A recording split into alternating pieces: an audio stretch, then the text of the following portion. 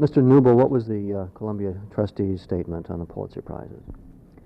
By the terms of the will of Joseph Pulitzer and the agreement between the Pulitzer executors and the university, under which the Pulitzer Prizes are awarded, the trustees of Columbia University may act only on the recommendations of the advisory board on the Pulitzer Prizes.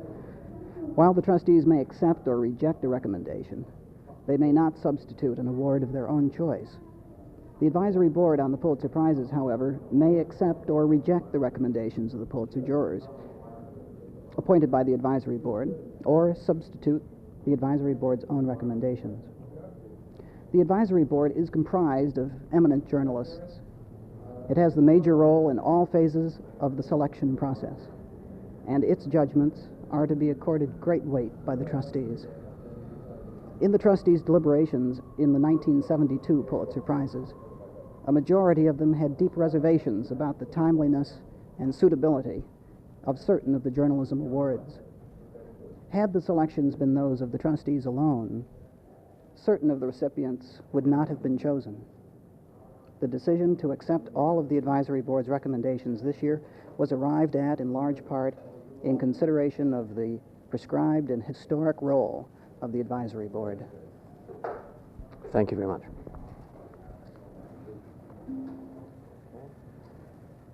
Mr. Hastings, Mr. Hastings, how long did the Columbia trustees deliberate on the recommendations of the advisory board on the Pulitzer Prizes? This was an unusually long deliberation. They met last night in special session. It was a regular part of the meeting for 3 hours and continued today for another hour and 10 minutes. And all of this was in deliberation on the prizes? Last night were the prizes themselves, and today was a statement that they made public a few moments ago.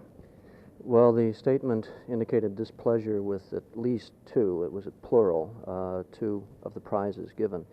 And is there any indication of what the stumbling blocks were there? No, I don't think it will be publicly revealed, at least by the trustees. No. There had been speculation that it was the New York Times for the Pentagon Papers and Jack Anderson's column. Details like this may well come from other sources, but not from the trustees themselves.